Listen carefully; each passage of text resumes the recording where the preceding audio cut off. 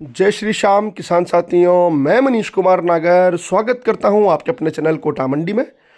किसान साथियों, आज जिस विषय पर हम चर्चा करने जा रहे हैं, किसानों के साथ भेदभाव। तो सर्वप्रथम तो आप सभी को धुलंडी की ढेर सारी शुभकामनाएं दे दूं साथियों। और आज धुलंडी का अवसर है और वीडियो बनाने का मकसद इतना सा है साथियों, जो किसानों के साथ भेदभाव हो रहा है, इस चीज़ को बयां कर सकूं साथियों, इस चीज़ को आप लोगों को बतला सकूं। आप लोगों से भी आशा रखता हूं कि इस चीज़ को आप साथियों अधिक से अधिक शेयर करेंगे। सर्वप्रथम बात करते हैं साथियों लहसुन की। जो मैंने कल एक बात छेड़ी थी साथियों, राजस्थान के किसानों के साथ हो रहा भेदभाव।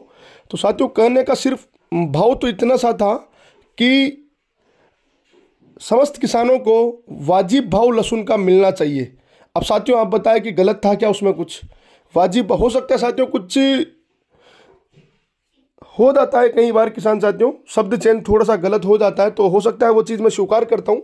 बाकी साथियों जो मेरे मन का भाव था वो इतना सा था कि इस वर्ष जितनी लागत हो रही है, जितने खर्चे हुए हैं, जितनी मेहनत लहसुन में करनी पड़ी है साथियों, उसके विपरीत बाजार भाव अभी जो चल रहा है उसके खिलाफ साथियों मैंने एक बात कही थी कि वाजिब भाव तो कम से कम किसान को मिलना ही चाहिए। ऊपर में अगर लहसुन 60-70 रुपये किलो बिकता है साथियों, तो इस साल तो मोटा लहसुन तो बहुत कम ही निकल रहा है, जो कि सभी हर जगह के किसान, चाहे वो मध्य प्रदेश हो, चाहे वो राजस्थान हो, चाहे वो गुजरात हो, चाहे उत्तर प्रदेश हो, चाहे हिमाचल हो, चाहे पंजाब हो, सभी किसानों को इस चीज़ की जानकारी है साथियों कि इस साल मौसम का बिल्कुल भी साथ नहीं मिला। तो अच्छी क्वालिटी तो बहुत कम देखने को मिल रही है। तो अगर अच्छी क्वालिटी हमारी 60-70 रुपये किलो बिकेगी, तो निम्न क्वालिटी 20-30 रुपये किलो बिकेगी साथियों, तो एवरेज आएगा लगभग 40 रुपये प्रति किलो, 50 रुपये प्रति किलो का। और लगभग पैदावार, मिनिमम पैदावार साथियों 6-7 क्विंटल से लेकर मैक्सिमम पैदावार 12-13 क्विंटल तक निकली है। अगर मान के चले 10 क्विंटल प्रति बीघा भी लहसुन निकला होगा साथियों, तो 40,000 रुपये प्रति बीघा में साथियों लागत तो नहीं, बिल्कुल नहीं निकलने वाली। तो जो मैंने मांग उठाई है साथियों वो गलत तो नहीं है। आप बताइए इस चीज़ को कि मैंने जो मांग उठाई है क्या वो गलत है? किसान को वाजिब भाव मिलना चाहिए कि नहीं मिलना चाहिए लहसुन का? बाकी किसान साथियों से नर्म निवेदन यह किया था मैंने कि आप अपने विवेक से निर्णय लीजिएगा। मैंने चीज़ बतलाई थी कि हाँ निर्यात होगा, बहुत अच्छे स्तर पर निर्यात होगा किसान साथियों को। तो ये मेरा फ़र्ज़ है, चैनल का फ़र्ज़ है कि जो सच्चाई है वो मैं लोगों को बताऊं।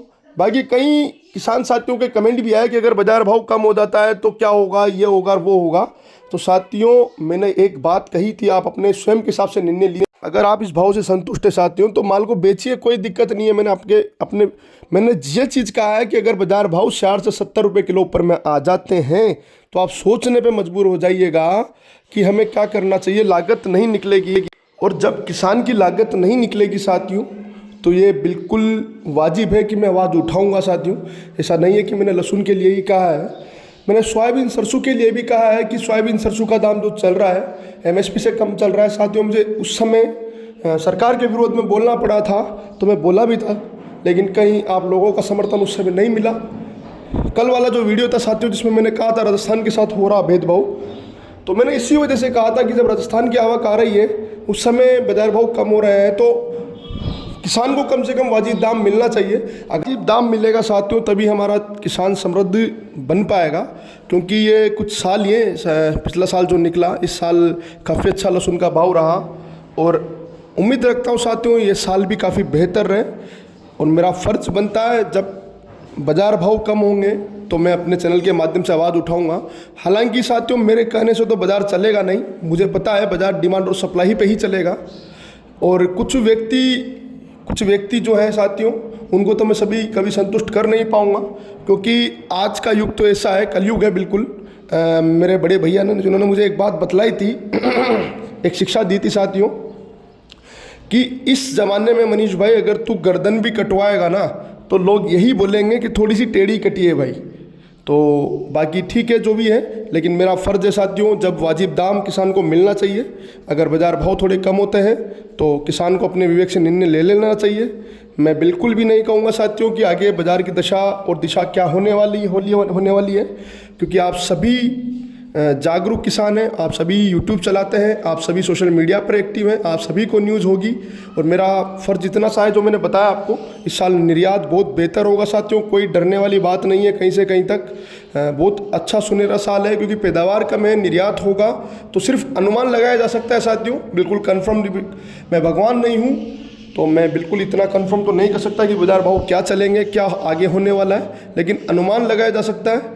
जैसा कि हमारे खुराना जी ने पिछले कुछ इंटरव्यू में बताया था साथियों कि साल अच्छा है, किसान को सोचते सोचते थोड़ा थोड़ा करके माल बेचता रहना चाहिए।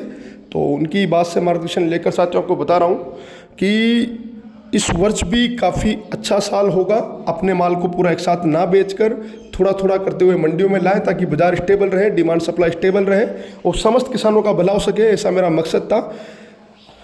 और सोयाबीन सरसों की भी बात कर लेता हूँ साथियों, एमएसपी से कम बिक रही है। तो आप सभी लोगों से उम्मीद रखता हूँ, जो भी किसान साथी हैं, अपने सोशल मीडिया से जहाँ भी अपनी बात को पहुँचा सकें, अपने जनप्रतिनिधियों तक ये बात पहुँचाइएगा कि सरसों सोयाबीन का भाव जो एमएसपी से कम चल रहा है, कम से कम उसको एमएसपी के बराबर होना ही चाहिए। अपना काम है साथियों आवाज़ उठाने का, होना या ना होना ये डिमांड सप्लाई और सरकार और ऊपर वाले का आदेश होता है। बाकी जो काम अपना है वो अपन कर रहे हैं ईमानदारी के साथ में। आगे जैसी बाबा शाम की इच्छा होगी साथियों वैसा होगा। चैनल की सुविधा पसंद आई हो साथियों, आपको वीडियो पसंद आया हो तो अधिक से अधिक शेयर कर दीजिएगा इस वीडियो को, अन्य किसानों साथियों को भी इसकी जानकारी मिल पाए और समस्त किसान साथियों का भला हो पाए। अब समय आया साथियों एकता दिखाने का, तो उस एकता में आप सभी शामिल हो, अधिक से अधिक शेयर कीजिएगा। धन्यवाद। जय श्री श्याम साथियों।